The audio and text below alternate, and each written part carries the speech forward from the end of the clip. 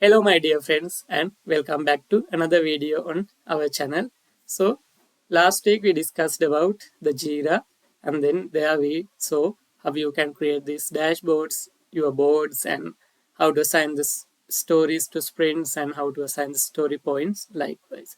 So today in this video we can see about the remaining items like the reports and those stuff. Okay.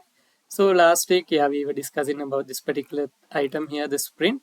So as I mentioned, once you finish the sprint, you can close it from your board. I will go to the board, team 1. Yeah, so here again, sorry, active sprint. So here you will see the option complete sprint. Since this is the demo site, I can't complete. So once you complete this here, it will be removed from the backlog and it will be moved to the reports. Then I will talk about the releases later. Then if you go to the reports, here you will be able, so this is kind of an archive place where you will see all the old sprint information data, and then here you will see all the available options: burn down chart, burn up chart, sprint report likewise. So first let's go with the sprint report, and once I am inside the sprint report, then I should be able to select for which. So currently we have only one completed one. So here you will see one sprint has been completed, and here you will see all the information like what tickets were there originally and what tickets were completed and which tickets were not completed. All this information you can see. So these are also good option, like good place where you can decide about your team capacity. So here you will see you took a lot of tickets, but you were able to finish only 2 tickets. But again, then as I mentioned, you can have these retrospective meetings at each end of each sprint. In the sprint retrospective time, you can discuss like what went wrong for you and why you were not able to complete all these tickets. Whether it's a team related problem or whether it was outside issue. So then you can decide those things and then you can plan for your next sprint. So that is one report. Likewise, there are burn up charts. The burn up chart means like here you will see like, let's say if your sprint is 2 weeks, here you can see let's say the progress. Okay, it's not estimate, based on the estimate. Let's say likewise you can decide. So this burn up chart will show like throughout the sprint. Let's say at the beginning how many, like this will be like actually based on the status of the ticket. So when you moved it to do in progress, done, likewise based on those details. So here from this chart you will be able to see like maybe at the end of it marked as in progress. So whether in the beginning, whether at the end it moved to in testing, and because of that couldn't you complete, likewise those information you can see on the burn up charts and the burn down charts as well. So these ones you can use for those purposes. So here also you can see. Then there are other tickets like the sprint report we saw, the epic report. So in epic, how many stories and what happened to each story with this the type. And then for the epic also we have the epic burn down. Then the version report. Likewise, there are different reports are available. Some of these reports are actually not useful for the Scrum team, but those will be useful for the other stakeholders like business analysts, product owners. So based on your need, you can check these available reports and get all the information required. Then there is another option, the issues. Here also you will see all these stories, bugs, and all the tasks, all the tickets you can see here, and then you can filter, prioritize those things you can see here as well. Okay, then next see what the releases are. So for releases, I will go to the board again. So now you can see we had the ticket into do, then move to in progress, and once completed, we moved this into the done. These done tickets we need to actually, these are done means here done, the work is completed, but still we haven't released this to the production.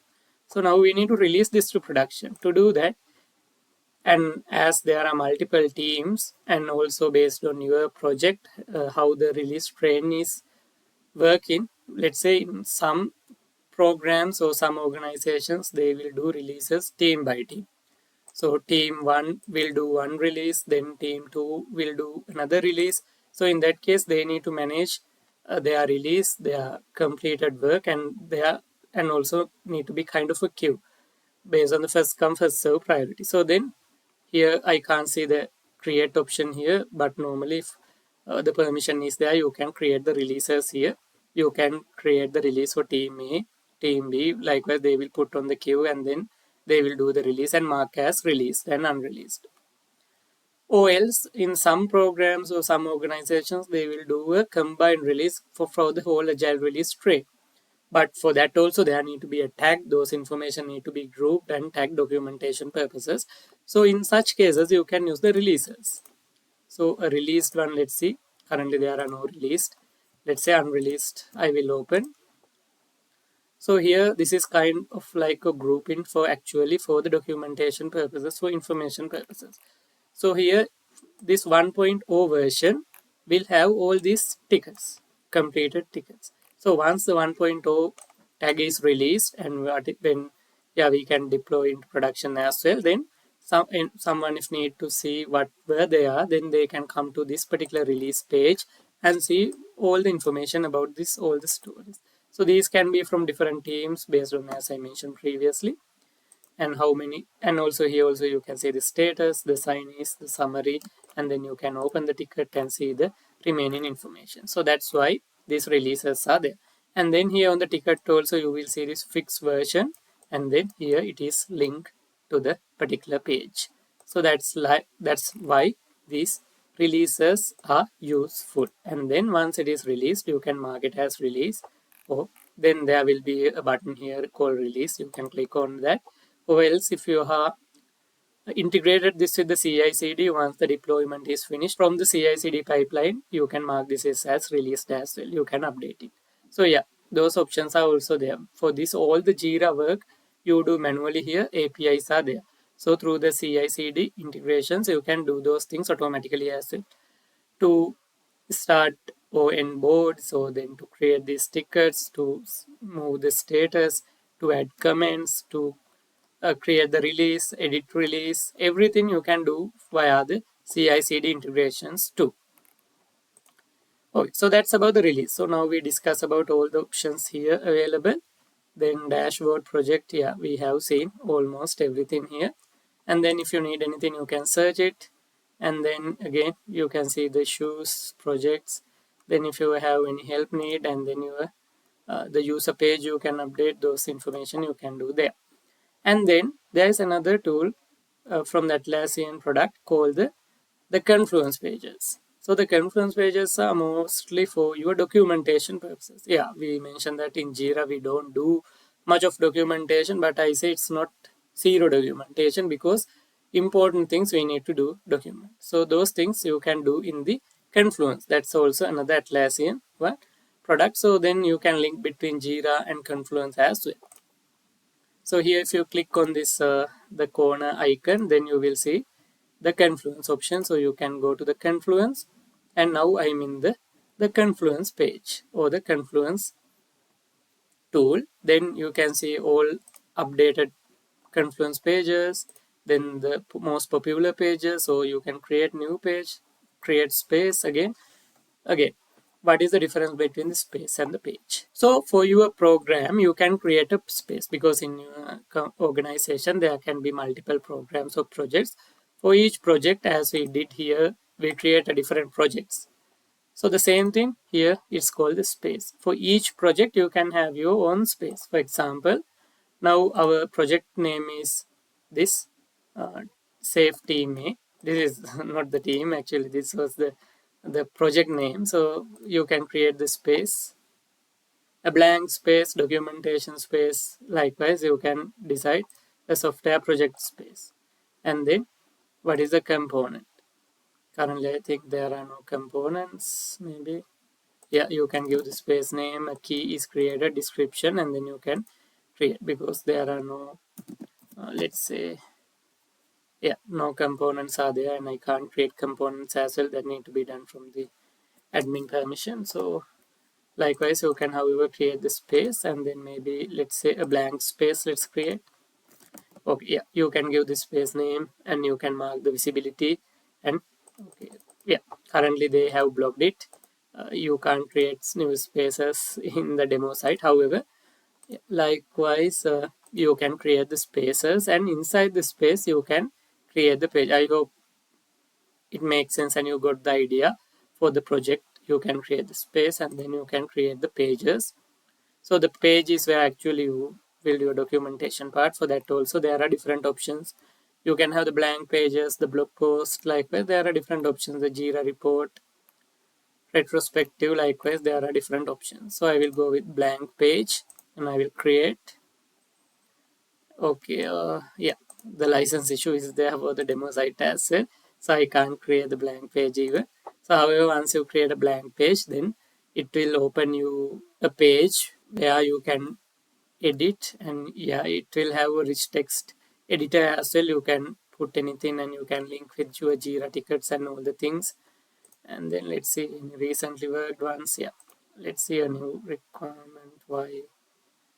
Okay, so like this you can create all these pages and then yeah, you can edit.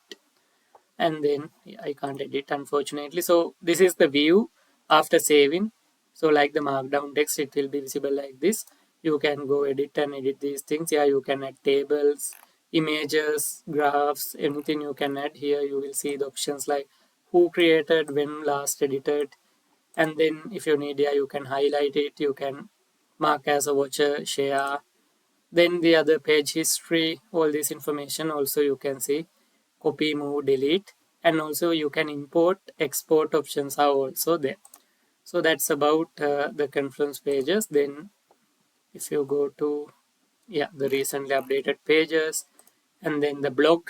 So you can separately create a blog for your project if you need to, let's say, your knowledge sharing things. If you need to share it as a blog, that is also there. And then you can see the spaces, the meetings. Yeah, for each meeting you can create these options. Likewise, for all your project needs, you can use the Confluence. Yeah, you can here share your knowledge, sharing sessions, informations, the meeting notes and everything, and other requirement or project related things. Likewise, you can decide. So you can nicely organize this here in a tree structure. First you can create the space. Inside the space you can create like for meetings, then the requirements, the knowledge sharing. Likewise, multiple like parent pages. Inside the parent page again you can have children page. Inside that also you can have let's say, likewise you can create a tree structure and organize like this. Here dashboard, then requirement, then the meeting note. Likewise, the structure is there. You can visit the structures as well, the parent pages from here too. So likewise, you can organize it nicely with the Confluence too. So that's about the Confluence and the Jira part, which I wanted to share with you. So yeah, likewise, there are other tools as well. Mainly, these are the two tools you will use with your Scrum work, Agile, and the Confluence. These are from the Atlassian, but yeah, there are other providers as well. They have their own tool sets as well. And as I mentioned in Atlassian, you will go and see here the Atlassian Marketplace. Here you can see all available products from them for your Scrum team needs.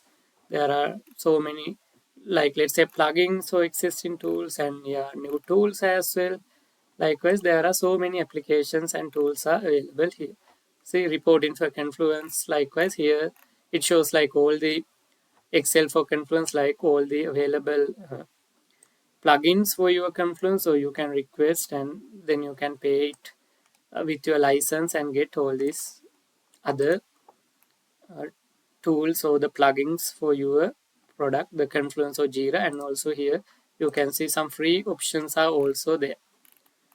So based on your need, you can add these plugins to your Confluence. Or here, if you go from here, this will show the options, I think, for the Agile one. So here, sorry, for Jira, here it shows the options available for the Confluence. And yeah, so here you will see the options available for the Jira. Yeah, likewise, you can see all the information. Then if you go to the Atlassian homepage, so this is the Atlassian homepage. And then here you can see the products. So here you will see all available products from the Atlassian for your needs. Jira, and then there's another one called Jira Align. So Jira Service Management, this is like more or less you can use this as an internal tool for your internal needs. For example, let's say your support team is there, and if you need to request anything, then you can create a ticket from Jira Service Management, and then the support team will work on that. For example, if a license needed or anything else, if you want help with some issues you face with your devices, so then you can create a ticket, then assign it to the necessary team, and then they will work on that. Likewise, Jira Service Management you can use. Then other than that, there are some other products as well. For the collaboration purposes, you have the Confluence, and there is another called the Trello. Trello is also, it's like in visually you can work with Trello. And then here again, Bitbucket is also from Atlassian. It's similar to the GitHub. You can use Bitbucket as well. So that's why I mentioned Atlassian also have a wide range of products covering all our SDLC needs. So then you can stick with Atlassian. So then the integrations will be very easy if you need. And then identity and security, you can see the guard crowd. So identity management. Then you will see here version controlling and other options. Like Bitbucket also have their own CI/CD now. Here there's another product called Bamboo as well for CI/CD, and then for collaboration, and then for the management parts. Likewise, all areas are covered from Atlassian, so you can get all the information from here, and then yeah, the products, the other solutions they have, and then here all the resources are there, or all the recordings and community, all this information, how to do the different things on different tools, all these things you can see there. And here you can see again the free, though it said for free, I think you just can only register, but you have to pay to use these things. However, yeah, you can get all this information, and then you can see the pricing options, and you can contact for your other needs as well. Okay, I think yeah, that's about the Jira and the Confluence and the tools which I wanted to share for you with for your Scrum team needs. So I think we can end this from here for today. And yeah, don't forget to like, comment, subscribe, and share this with your friends as well. And next week we can meet with another video. So see you till next week, and happy testing.